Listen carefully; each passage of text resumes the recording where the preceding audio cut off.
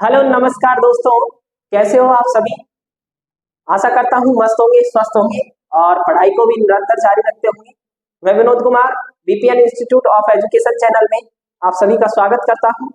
आज की क्लास हमारी नए टॉपिक से शुरुआत होगी।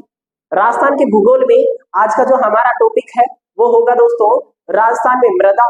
कौन कौन सी मृदा राजस्थान में पाई जाती है, इसका वर्गीकरण कैसा है और मृदा का अर्थ क्या होता है, मृदा को प्रभावित करने वाले कारक कौन कौन से हैं, इन सभी की चर्चा आज की क्लास में होने वाली है।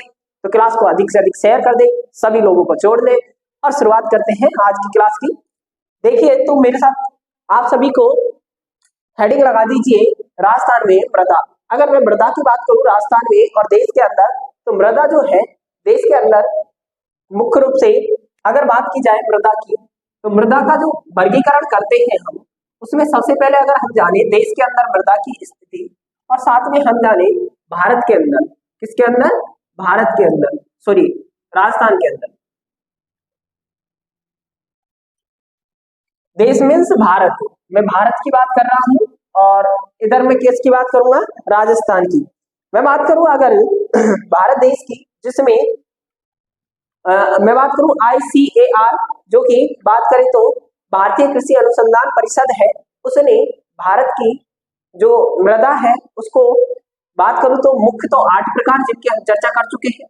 मुख्य प्रकारों की बात करूं तो 8 और गौण की बात करें, गौण यानी छोटे, तो गौण प्रकार बता रखे हैं 27। कितने बता रखे हैं, 27। जबकि यही मैं बात करूं राजस्थान की, तो राजस्थान में जो राज्य कृषि विभाग है राज्य कृषि विभाग ने तो राजस्थान की मृदा है उसके बता रखे हैं दोस्तों 14 प्रकार। और जबकि मैं बात करूं यूएसडीए वर्गीकरण की, संयुक्त राष्ट्र अमेरिका का, उसने यूएसडीए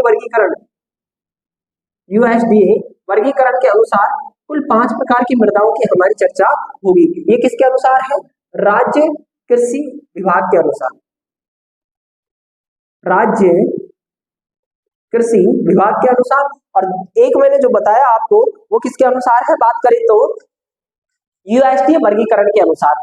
और वहीं हमने देश की बात करी जो कि हम राजस्थान भारत के भूगोल में हम चर्चा कर चुके हैं, उसकी वीडियो डली हुई है, आप देख सकते हो कि मुख्य जो प्रकार है मृदा की वो 8 थे और गौण प्रकार कितने थे, 27, उनकी हम चर्चा कर चुके हैं। हमारी जो वीडियो होगी किससे संबंधित होगी, 14 तो हम देखेंगे राज्य सरकार के अनुसार प्रकार और साथ ही हम देखेंगे यूएसडीए वर्गीकरण। तो हेडिंग लगा दे राजस्थान में मृदा, इसको भी जरूर बनाए दोस्तों ताकि मुख्य याद रहे। कई बार यही से क्वेश्चन पूछ लेता है कि देश के अंदर जो भारतीय कृषि विभाग है उसने कितनी प्रकार की मृदा बताई है, 8 प्रकार की, और बात करें गौण कितनी बता रखी है, 27 प्रकार की। ऐसे बात करूं राज्य कृषि विभाग में कितनी राजस्थान में मृदाओं के प्रकार बता रखे हैं, 14। यूएसडीए वर्गीकरण में कितने बता रखे हैं, तो 5 प्रकार। तो चर्चा करेंगे अब हम राजस्थान में मृदा की। राजस्थान में मृदा की चर्चा करने से पहले कुछ महत्वपूर्ण तथ्य जो कि मैं आपको लिखवा दूं। राज्य सरकार से लेके भारत सरकार से लेके हम राज्य सरकार तक की बात कर लेंगे। तो सबसे पहले आप लगा दी ICAR, आई स्टार लगा के हेडिंग लगा दी ICAR। क्या है ये ICAR, बात करूं ICAR की तो Indian council of agriculture research इसकी फुल फॉर्म है दोस्तों, जिसे अगर मैं हिंदी में बात करूं तो भारतीय कृषि अनुसंधान संस्थान, भारतीय कृषि अनुसंधान संस्थान।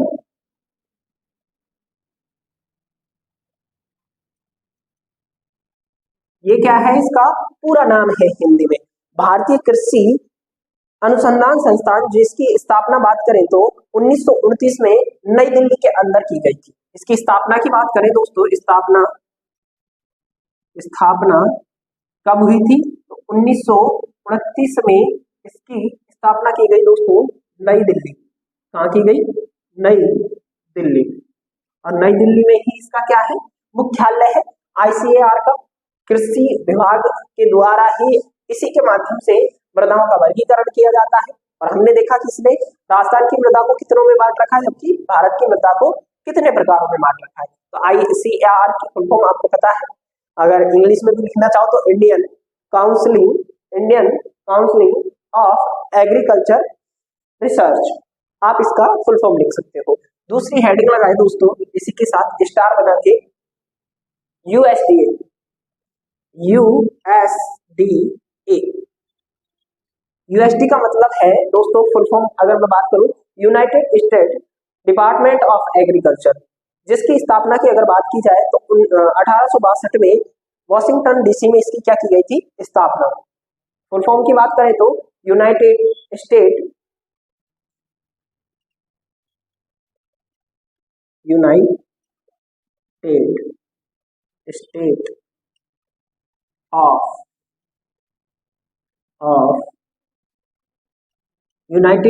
State of United state department of, department और लिखो, department of United state department of agriculture. क्या लिखना है दोस्तों, agriculture, United state department of agriculture.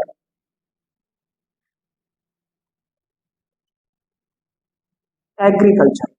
तो अगर बात करूं यूएसडीए की, तो इसकी स्थापना मैंने बात की कब हुई थी, 1862 में। कहाँ हुई थी, वॉशिंगटन डीसी में।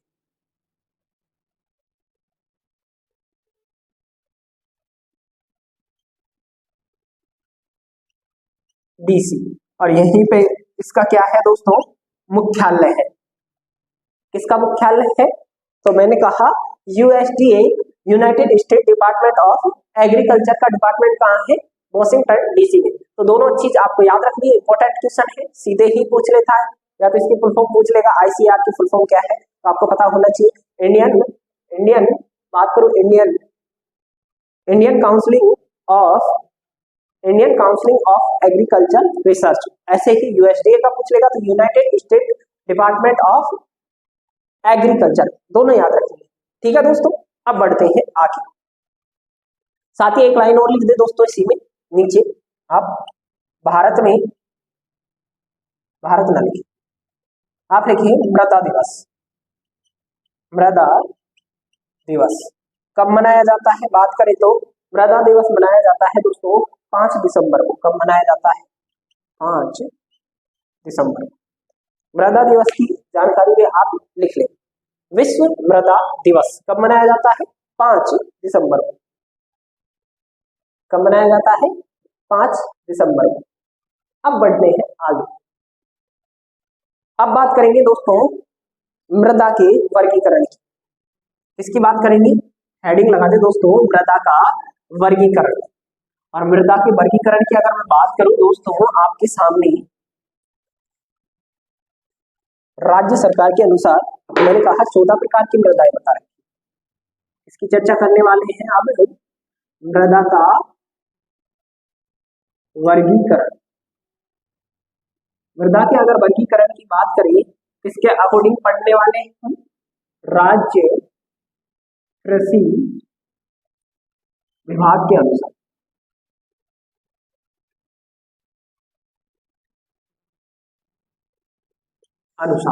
आधार किस किस चीज को मानता है, तो रंग को।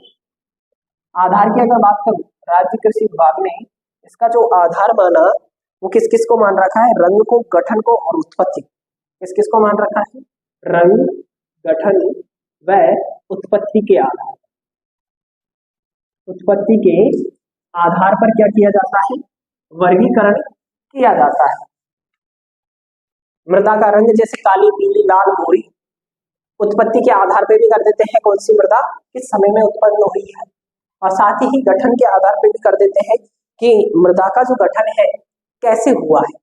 तो इन सभी की चर्चा करेंगे इस क्लास के अंदर। अब आप एक नंबर पे हेडिंग लगा दे दोस्तों, इस मृदा वर्गीकरण के अंदर एक नंबर पे हेडिंग लगाएं दोस्तों, रेतीली मृदा। रेतीली मृदा, रेतीली मृदा की अगर बात की जाए दोस्तों, तो ये जो रेतीली मृदा है पश्चिमी राजस्थान में पाई जाती है, रेगिस्तानी क्षेत्र में। कहाँ पे पाई जाती है, पश्चिमी राजस्थान में, पश्चिमी राजस्थान में पाई जाती है दोस्तों। इसमें लिख दें आप विस्तार, कहाँ पे इसका विस्तार देखने को मिलता है? सबसे पहले लिख दे पश्चिमी राजस्थान।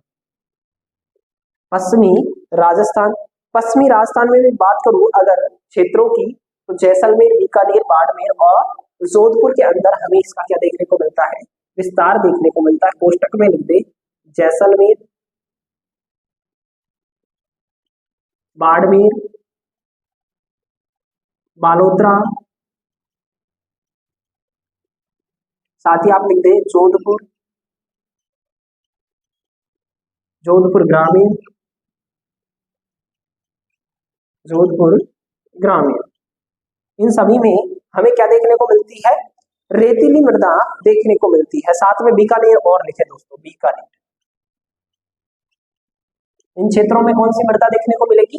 रेतीली मृदा, जिसे हम एक और नाम से जानते हैं दोस्तों, बुलई मृदा।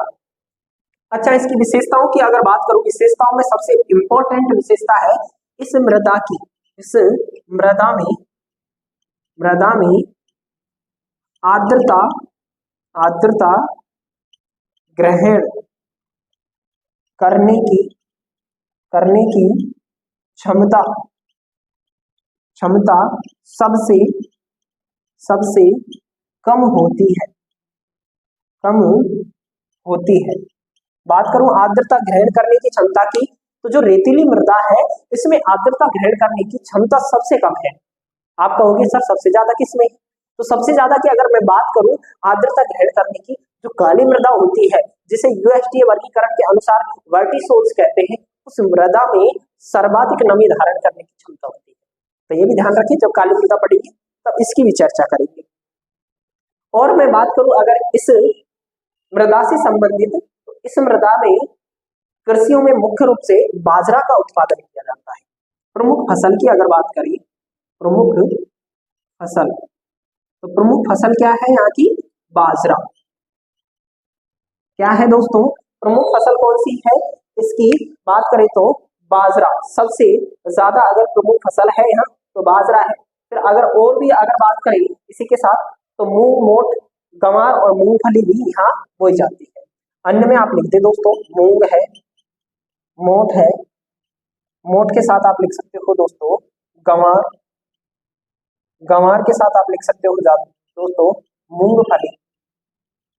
ये सभी ही कहाँ बोए जाते हैं? मुख्य रूप से तो बाजरा, इसके अलावा इनका भी क्या होता है? इस क्षेत्र में उत्पादन होता है। और लिख दे दोस्तों बुलई मृदा के बारे में कि इसमें कमी किस चीज की पाई जाती है? तो कैल्शियम सर्वाधिक पाया जाता है। कैल्शियम तो क्या होता है? इसमें सर्वाधिक पाया जाता है। इसमें मिट्टी में कैल्शियम की मात्रा सर्वाधिक पाई जाती है। ये लाइन भी ऐड कर दे। ये जो मिट्टी है राजस्थान में रेतीली या बुलई मृदा, इसमें कैल्शियम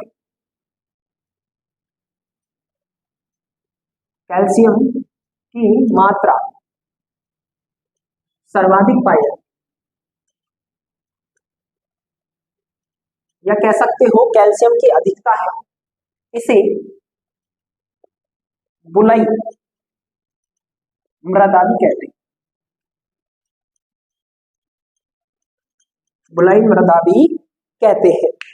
2 नंबर पे हेडिंग लगा दे दोस्तों लवणीय मृदा। 2 नंबर पे हेडिंग लगा दे दोस्तों लवणीय मृदा।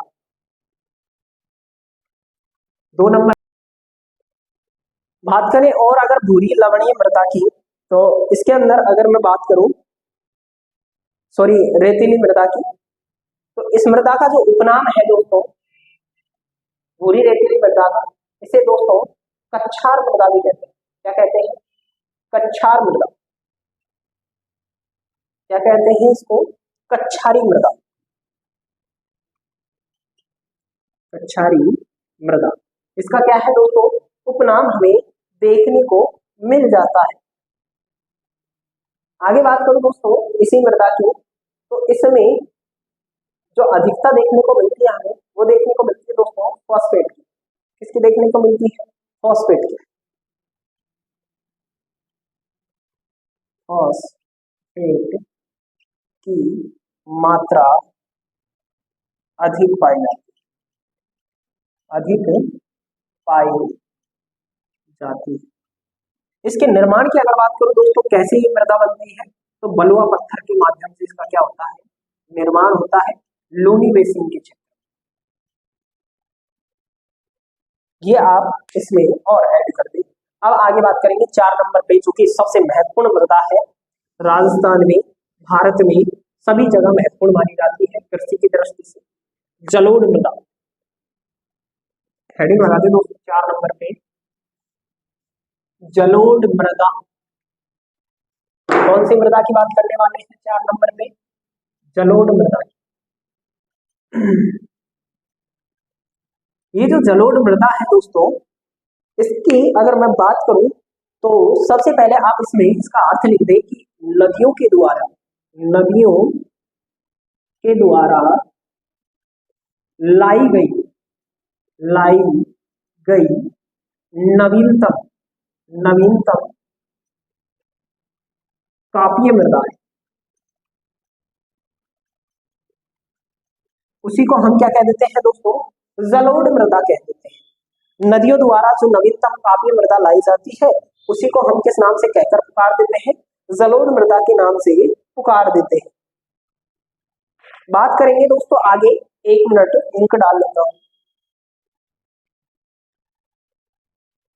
जलोढ़ मृदा के अगर विस्तार की मैं बात करूं दोस्तों, तो इसका विस्तार हमें देखने को मिलता है उत्तरी पूर्वी क्षेत्र के अंदर, जहां पे मैं बात करूं तो बनास और चंबल नदियों का जो बेसिन क्षेत्र है, उसी में इसका विस्तार सर्वाधिक देखने को मिलता है।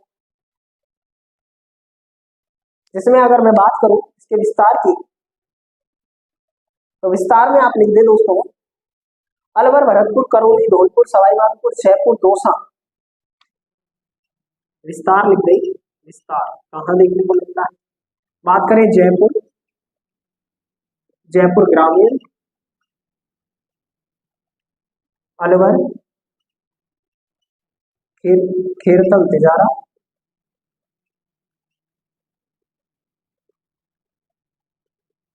भरतपुर, डींग, करौली, धौलपुर, धौलपुर, सवाई माधोपुर, सवाई माधोपुर, गंगापुर सिटी, गंगापुर सिटी, दौसा, दौसा। इन सभी में कौन सी मृदा देखने को मिलती है दोस्तों, बात करें तो जलोढ़ मृदा का विस्तार देखने को मिलता है। जयपुर है, जयपुर ग्रामीण है, अलवर है, खेरथल तिजारा है, भरतपुर है, दौसा है। एक लिख दे दोस्तों कोटपुतली भैरों, कोटपुतली बहरोन। इसी के साथ आप लिख दे दोस्तों टोंक का क्षेत्र भी इसमें आ जाता है दोस्तों, थोड़ा टोंक। इन सभी क्षेत्रों में कौन सी मृदा देखने को मिलती है, तो जलोढ़ मृदा देखने को मिलती है। प्रमुख फसल की बात करें दोस्तों, प्रमुख फसल, अधिक उपजाऊपन होने के कारण यहाँ की प्रमुख फसल है दोस्तों गेहूं। गेहूं के साथ यहाँ बोई जाती है सरसों, गेहूं सरसों दोनों की ही उत्पादन क्षमता यहाँ सर्वाधिक है, और सर्वाधिक बाया भी इसी को जाता है। गेहूं, सरसों, चना भी आप इसमें, चना, इनका उत्पादन हमें सर्वाधिक देखने को मिल जाता है दोस्तों। इसमें एक लाइन वो भी लिख दें कि सर्वाधिक उपजाऊ मृदा है, सर्वाधिक उपजाऊ मृदा है। उपजाऊपन क्या होता है, इसमें सर्वाधिक पाया जाता है। सबसे ज्यादा उपजाऊपन कौन सी मृदा में पाया जाता है, तो जलोढ़ मृदा में।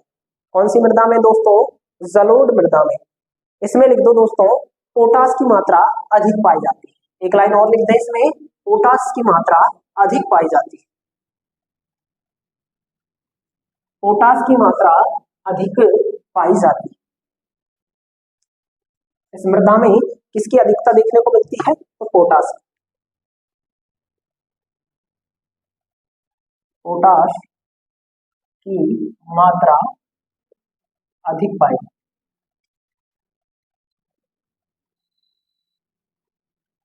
कौन सी मृदा में?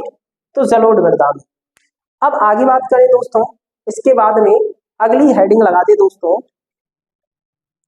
लाल पीली मृदा। कौन सी मृदा? 5 नंबर पे लाल पीली मृदा, उसकी भी चर्चा कर लेते हैं दोस्तों। लाल पीली मृदा, सबसे पहले देखें दोस्तों विस्तार। तो मैं अगर विस्तार की बात करूं लाल पीली मृदा के, तो अजमेर, केकड़ी, ब्यावर, टोंक, सवाई माधोपुर में इसका विस्तार देखने को मिलता है। अजमेर, टोंक, केकड़ी, सवाई माधोपुर, अजमेर, टोंक, केकड़ी, सवाई माधोपुर, ब्यावर है, भीलवाड़ा है, करौली है, ब्यावर, भीलवाड़ा, करौली क्षेत्र में पाई जाती है, क्षेत्र में पाई जाती है। और आगे बात करूं दोस्तों प्रमुख फसल की, तो यहाँ की प्रमुख फसल ज्वार है दोस्तों, ज्वार प्रमुख फसल की अगर बात करें, प्रमुख फसल, तो यहाँ की प्रमुख फसल कौन सी है? ज्वार। इसमें गंगापुर सिटी और लिख दे दोस्तों, गंगापुर सिटी। अच्छा, यहाँ पे जलोढ़ मृदा भी मिलती है और कुछ मात्रा हमें लाल पीली की भी देखने को मिलती है, इसलिए हमने दोनों में इनके नाम मेंशन किए हैं। आप कहीं कंफ्यूज हो जाओ और कहो कि सर आपने वहां भी इसका नाम लिखवा दिया और यहाँ भी लिखवा दिया। आगे अगर बात करें दोस्तों, इसके बाद 6 नंबर पे हेडिंग लगा दे दोस्तों, काली मृदा। काली मृदा, जिसे रेगुड़ मृदा के नाम से भी जाना जाता है। किस नाम से भी जानते हैं इसको दोस्तों? रेगुड़ मृदा के नाम से।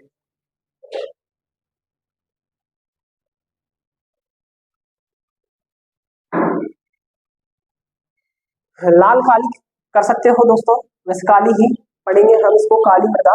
इसके अगर विस्तार की बात करें तो भीलवाड़ा, चित्तौड़ और प्रतापगढ़ में ये पाई जाती है। विस्तार भीलवाड़ा, चित्तौड़, भीलवाड़ा, चित्तौड़, वह बात करूं तो प्रतापगढ़।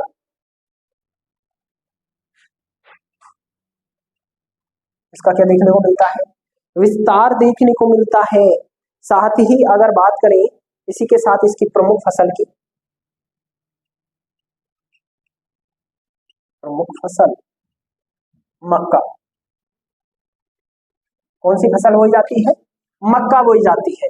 इसके आगे दोस्तों काली लिख रखा है, इसके आगे लाल और लिखते हैं, लाल काली मृदा, यानी ये मध्यम प्रकार की मृदा होती है ना। इसके बाद लिखिए दोस्तों अगली हेडिंग आप, लाल लोमी मृदा। 7 नंबर पे हेडिंग लगाए दोस्तों, लाल लोमी मृदा। 7 नंबर पे हेडिंग लगाते दोस्तों, लाल लोमी मृदा। अच्छा, जो काली मृदा है उसमें एक चीज और लिख दे दोस्तों,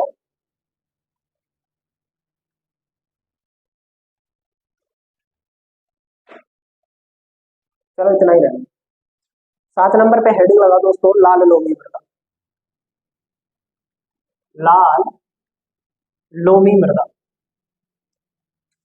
ये जो लाल लोमी मृदा है, इसके विस्तार की अगर मैं बात करूं दोस्तों, तो विस्तार देखने को मिलता है इसका डूंगरपुर, बांसवाड़ा, उदयपुर, सलूंगर में। डूंगरपुर, बांसवाड़ा, उदयपुर, सलूंगर, डूंगरपुर, बांसवाड़ा, उदयपुर, सलूंबर। और अगर मैं बात करूं दोस्तों इसके बाद में, तो प्रतापगढ़, प्रतापगढ़ का भी कुछ क्षेत्र इसके अंतर्गत आता है, वह प्रतापगढ़। क्या देखने को मिलता है दोस्तों? लाल लोमी मृदा का क्या देखने को मिलता है? विस्तार देखने को मिलता है। आगे बात करूं दोस्तों इसकी प्रमुख फसल की, लाल लोमी मृदा की प्रमुख फसल, प्रमुख फसल, तो यहाँ की प्रमुख फसल भी मक्का है दोस्तों। कौन सी है? मक्का। 8 नंबर पे हेडिंग लगाए दोस्तों, मध्यम या काली मृदा। वो लाल काली थी, ये कैसी है? काली मृदा, काली मृदा, जिसे वर्टी सोल्स के नाम से कहा जाता है, वर्टी सोल्स। रेगुर मृदा भी कहते हैं। ये जो काली मृदा है दोस्तों, इसके अगर विस्तार की बात करूं तो कोटा है, बूंदी है, वारा है, झालावाड़ है, उन क्षेत्रों में देखने को मिलता है, यानी कि दक्षिणी पूर्वी राजस्थान। कोष्टक में लिखते कोटा बूंदी, कोटा बूंदी, वारा, झालावाड़, झालावाड़, इनमें क्या देखने को मिलता है? विस्तार देखने को मिलता है। क्या देखने को मिलता है दोस्तों? विस्तार देखने को मिलता है। इस मृदा का अगर मैं निर्माण की बात करूं दोस्तों, निर्माण तो बैसाल्टी लावा के द्वारा, बैसाल्ट लावा के द्वारा क्या हुआ है? इसका निर्माण हुआ है। आगे और बात करूं दोस्तों, एक जो बात हमने सबसे पहले की थी, इसके बारे में, रेतीली मृदा के बारे में, उसके विपरीत सर्वाधिक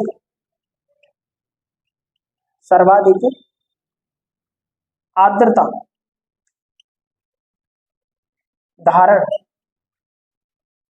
करने की क्षमता है। सर्वाधिक आर्द्रता धारण करने की क्षमता कौन सी मृदा में पाई जाती है?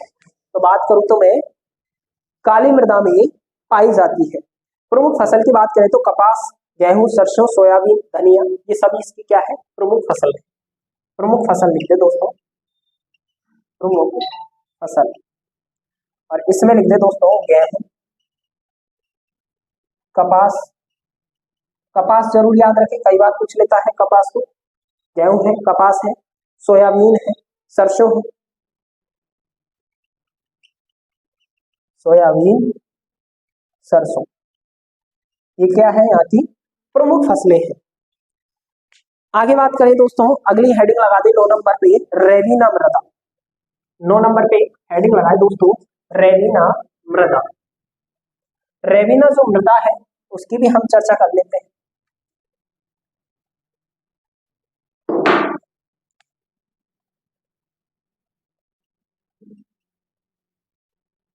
रेविना मृदा कैसी मृदा है? विस्तार की अगर बात करें तो इसका जो विस्तार है गंगानगर जिले में देखने को मिलता है, बाढ़ग्रस्त क्षेत्रों में विस्तार। गंगानगर,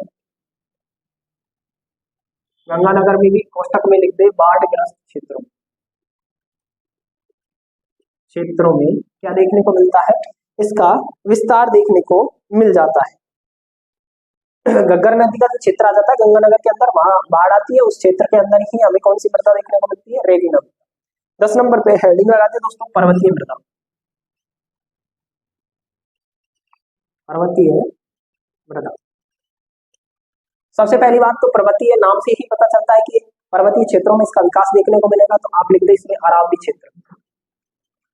अरावली क्षेत्र में इसका क्या होता है? विस्तार होता है, विस्तार पाया जाता है।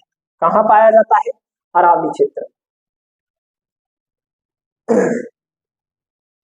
पर्वतीय मृदा का जो विस्तार है हमें देखने को मिलता है दोस्तों अरावली क्षेत्र में। आगे लिखे दोस्तों इसी में, अगली लगाए 11 नंबर पे हेडिंग दोस्तों, धूसर मरुस्थलीय मृदा।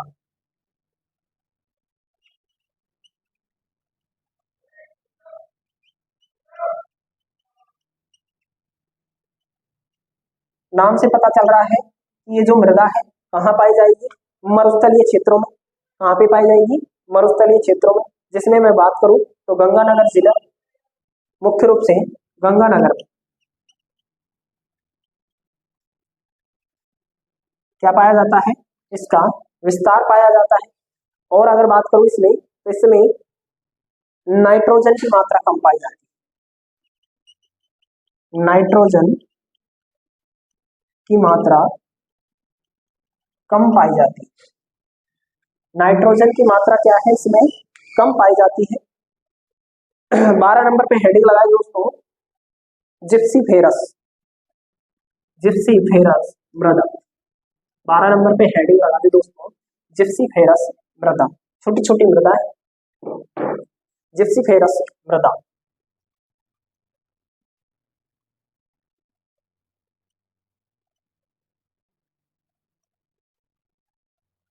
ये जो जिप्सीफेरस मृदा है, जिप्सीफेरस जो मृदा है, इसके विस्तार की बात करें तो बीकानेर में पाया, बीकानेर में सर्वाधिक क्या पाई जाती है, जिप्सीफेरस मृदा देखने को मिल जाती है। अंतिम लिखे दोस्तों नवीन भूरी मृदा, नवीन भूरी मृदा। ये जो नवीन भूरी मृदा है नदियों के क्षेत्रों में पाई जाती है, जैसे अजमेर है, भीलवाड़ा है, ब्यावर है, केकड़ी, अजमेर, भीलवाड़ा,